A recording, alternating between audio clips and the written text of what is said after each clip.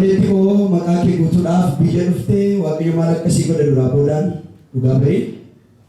Maqaan koo Ijjigaayyoo Takeeloon jedhama. Iddoo biraadha kanan jiru.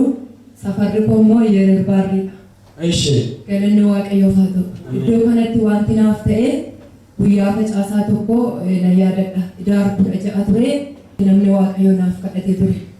Wantoota baay'ee naaf kadhatee wantoonni baay'ee naaf kadhate keessaatii yeroo baay'eedhaaf hojii barbaadaa ture garuu hojii argachuu hin dandeenye. Hojiin argadhus hojiin jira garuu naaf hin taane wanti hin barbaadu. Guyyaa sana naaf kadhateetu caaffata naaf kennee ture. Balbalichi akka deebi'ee cufamnetti banameera isa jedhu Ingiliffa sanaaf laatee naaf kadhatee nan bayyadana. Asii gaafan ba'ee addabaabayii kana ce'ee Yereer hospitaalii akkas anaa gad darbu bilbilli naaf bilbilan. Gaafa naa bilbilamu iddoo akkasitti galmooftee turteeti wabii fidadhuuti kottu hojii jalqabii naan jedhame. Galanni waaqayyoof haa ta'u.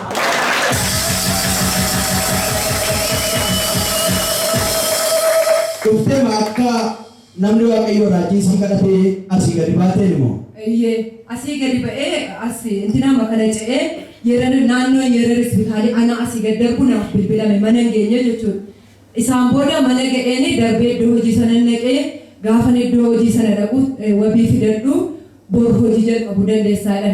Guyyaa gaafa 16 ture guyyaa facaasaati. Guyyaa gaafa facaasaa argachuu hin dandeenye gaafa roobii nama argadhee nan geeffadhee gaafa kamisaa guyyaa gaafa 18 hojiin jalqabe. Galanni akkuma asii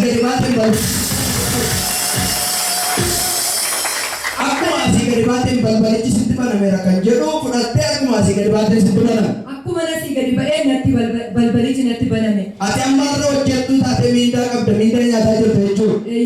Mee gooftaa kana si godheef maal jedha? Ani waaqayyootti baay'een gammada. Sa'aatii 2 walakkaatti hin galaa, sa'aatii 5 walakkaatti mana koo jira. Ijoollee koofis yoo ta'e, kadhachuuf yoo ta'e, waaqeffachuuf iddoo biraa deemellee hiikamtuudha. Galanni waaqayyoof haa ta'u. Kanaaf waaqayyootti guddaan gammadaa, waaqayyoon naaf galateeffadha.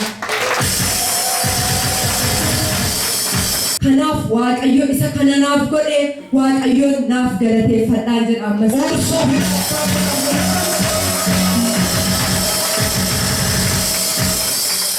Kita waaqayyo bara kee eebbisu.